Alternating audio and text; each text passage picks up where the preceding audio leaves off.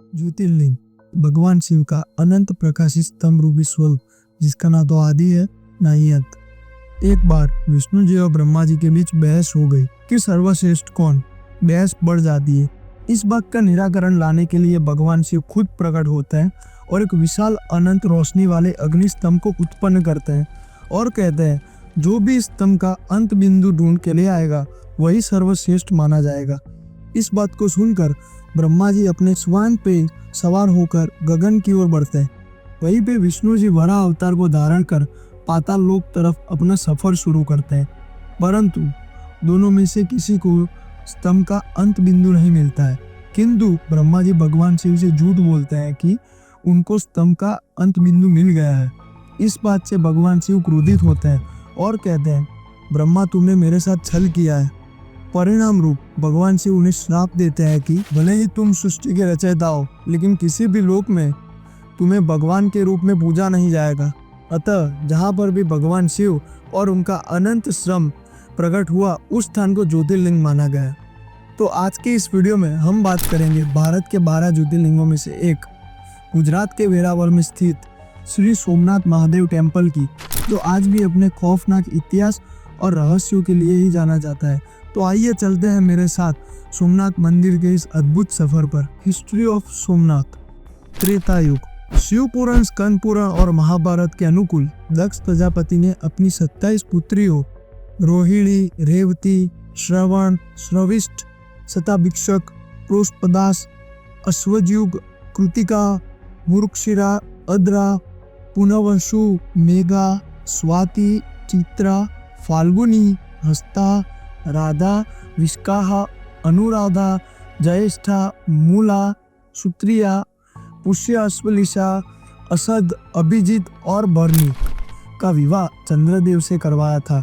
किंतु विवाह से पहले उनकी एक शर्त थी कि चंद्रदेव का स्वभाव उनकी 27 पुत्रियों के बीच एक समान होना चाहिए, परंतु उनमें से चंद्रदेव रोहिणी नामक एक कन्या के प्रति अत्यंत ही उन्मोह थे। इस बात से क्रोधित होकर दक्ष प्रजापति ने चंद्रदेव को क्षयरोग का श्राप दे दिया, जिससे उनकी चमक दिन प्रतिदिन घटने लगी और शुरू हुआ कृष्ण पक्ष, जिससे पूरी सृष्टि में अंधकार छा गया। चंद्रदेव ने इस श्राप से मुक्ति पाने के लिए ब्रह्मा जी से सहाय मांगी और ब्रह्मा जी ने कहा, केवल भगवान शिव की कठोर तपस्या से ही और उनकी उपासना से ही तुम्हें इस श्राप से मुक्ति मिल सकती है। इस बात को सुनकर चंद्रदेव ने प्रभास क्षेत्र में शिवलिंग की स्थापना कर भगवान शिव की भक्ति और आराधना की। भगवान शिव प्रकट हुए। उन्होंने प्रसन्न होकर चंद्रदेव को अपनी जटा में स्थान दिया और इन्हें इस श्राप से मुक्ति दी। तब से शुरू हुआ शुक्ल पक्ष, अर्थात चंद्रदेव ने सोमनाथ मंदिर का निर्माण करवाया। पुराणों के अनुसार चंद्रदेव ने सोमनाथ मंदिर को चांदी से बनवाया था।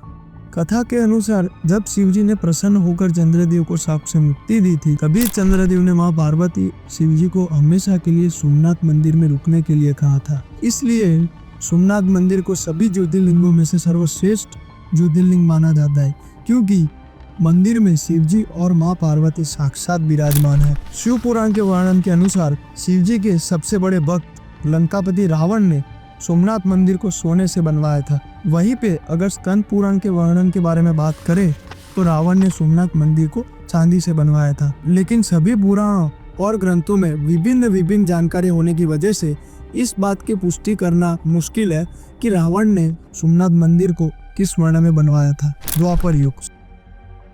श्री कृष्ण के बारे में सोमनाथ मंदिर पर 2 विवरण मिलते हैं।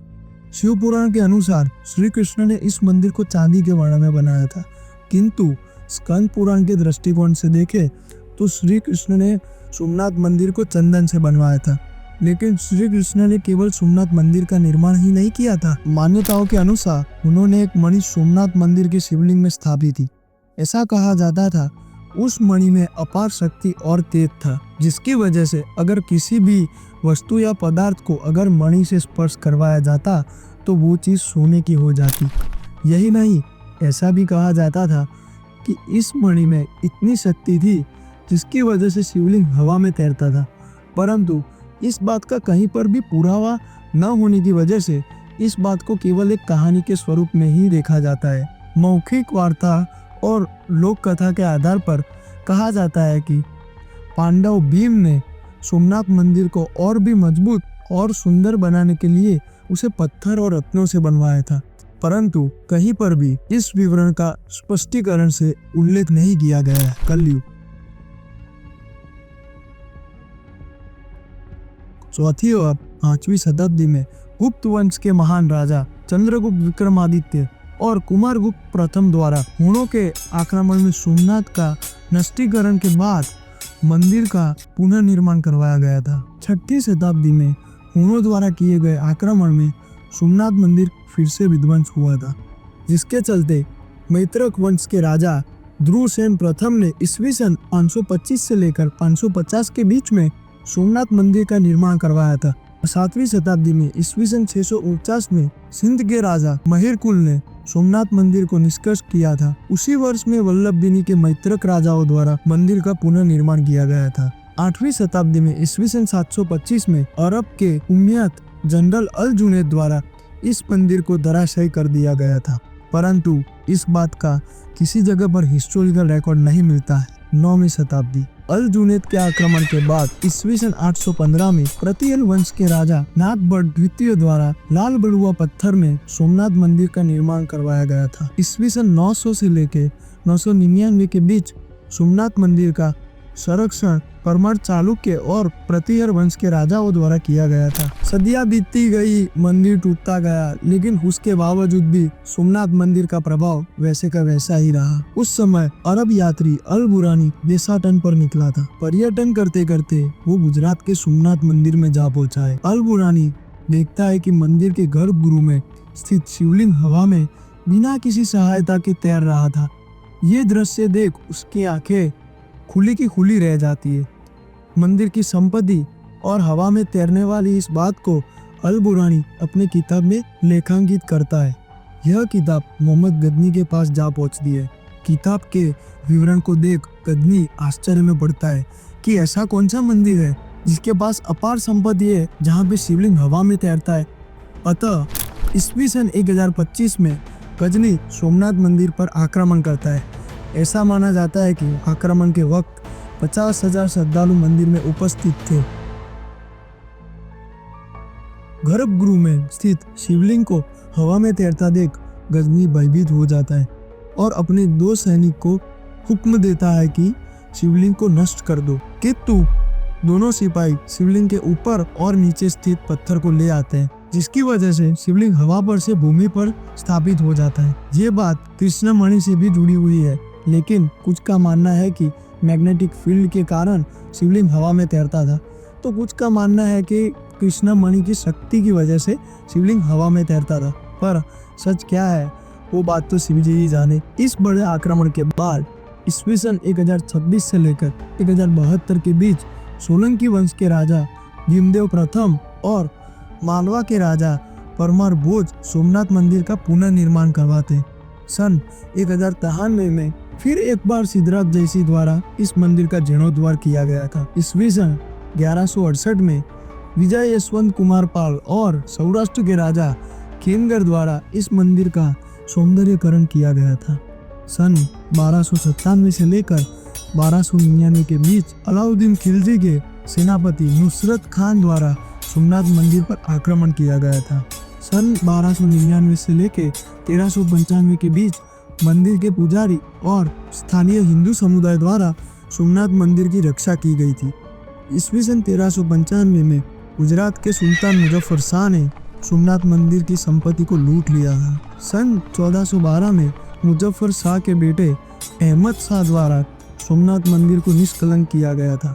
ईस्वी सन 1556 से लेकर 1605 के बीच अकबर जैसे उदारवादी मुगल शासक के कारण उस समय हिंदू धार्मिक स्थलों पर दामन कम हो गया था, जिसके परिणाम में स्थानीय राजपूत और हिंदू समुदायों ने मंदिर का संरक्षण और मरम्मत का प्रयास किया था।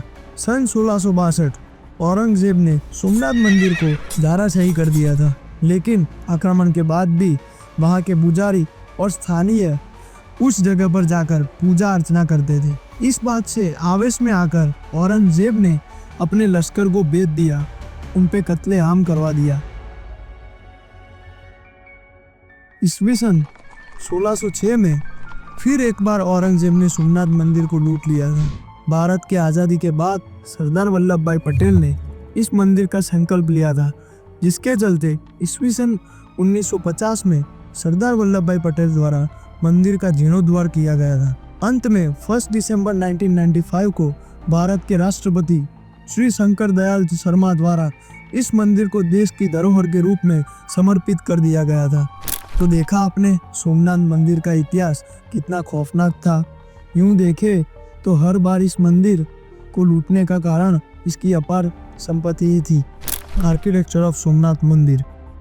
यूं कहे तो सोमनाथ मंदिर का डिजाइन और आर्किटेक्चर कई युगों पुराना है। मंदिर पर 17 बार आक्रमण होने के पश्चात भी मंदिर अपने अनोखे डिजाइन और आर्किटेक्चर के लिए जाना जाता है। यही बात उसे दूसरे मंदिरों से अलग बनाती है। पुराणों के अनुसार सोमनाथ मंदिर को सभी युगों में विभिन्न वर्ण में बनाया गया था, जैसे कि सोना, चांदी, चंदन, पत्थर, रत्न वगैरह वगैरह। किंतु सभी रचयिता का हेतु मंदिर की सुंदरता और मजबूती को बढ़ाना ही था। ऐसा माना जाता है कि मंदिर के प्रारंभिक निर्माण में नागर शैली का उपयोग किया गया था। आधुनिक सोमनाथ मंदिर एक विशाल चबूतरे पर स्थित है। यह मंदिर 3 मुख्य भागों में बटा हुआ है: गर्भगृह, जगमोहन और नाट्य मंडप। मंदिर की ऊंचाई की बात करें तो मंदिर के शिखर की ऊंचाई करीब 30 मीटर है, जिसके शीर्ष पर एक 10 टन वजनी सोने की परत वाला कलश स्थापित किया गया है और मंदिर की ऊंचाई तकरीबन 155 फीट है। कहा जाता है सन 1951 में सरदार वल्लभ भाई द्वारा किए गए सोमनाथ मंदिर के जीर्णोद्धार में इससे चालुक्य शैली में बनवाया गया था। मंदिर के मुख्य 4 द्वार चारों दिशा की ओर खुलते हैं, जिससे ब्रह्मांड की संतुलन और ऊर्जा प्रवाह का प्रतीक माना जाता है। मंदिर के स्तंभ और दीवारों पर देवी देवता और की जटिल नक्काशी की गई है, जो कि भक्तों के बीच में आध्यात्मिकता की ओर बढ़ावा देती है। मंदिर का मुख अरब सागर की ओर है। ऐसा कहा जाता है कि सोमनाथ मंदिर को इस तरीके से डिजाइन किया गया है कि संध्या काल के वक्त इस मंदिर की छाया अरब सागर में गिरती थी। मंदिर की दक्षिण दिशा में बाण स्तंभ है, जिसका निर्माण 6ठी शताब्दी के आसपास हुआ था। माना जाता है कि इस स्तंभ का बाण यह सूचित करता है कि सोमनाथ मंदिर से लेकर दक्षिण ध्रुव तक सीधी रेखा में कोई भूभाग नहीं है। अर्थात अगर सोमनाथ मंदिर से दक्षिण दिशा में सीधी लाइन खींची जाए तो वह लाइन सीधी एंटार्क्टिका पर जाके रुकती है। बीच में कोई पत्थर या पहाड़ जमीन नहीं है। माना जाता है कि प्रारंभिक निर्माण में मंदिर का शिवलिंग लोहे का था, जिसके कारण वो हवा में तैरता था। इसके अलावा हाल ही में पुरातत्व विभाग द्वारा सोमनाथ मंदिर के नीचे 3 मंजिला इमारत और बुद्ध गुफा होने की पुष्टि की गई है। कहा जाता था कि पहले के राजाओं ने आक्रमणों से इस मंदिर को सुरक्षित रखने के लिए सोमनाथ मंदिर के नीचे एक और दूसरा मंदिर बनवाया था, लेकिन इस बात का कहीं पर भी ठोस सबूत आज तक नहीं मिला है। अपनी इन्हीं रहस्यमय चीज़ों, खौफनाक इतिहास और अनोखे आर्किटेक्चर के कारण सोमनाथ मंदिर आज भी एक अनसुलझी पहेली है। अगर इस पहेली को कोई सुलझा सकता है तो वो केवल शिव ही है। तो मेरे साथ बोलिए ओम नमः पार्वतीपते हर हर महादेव।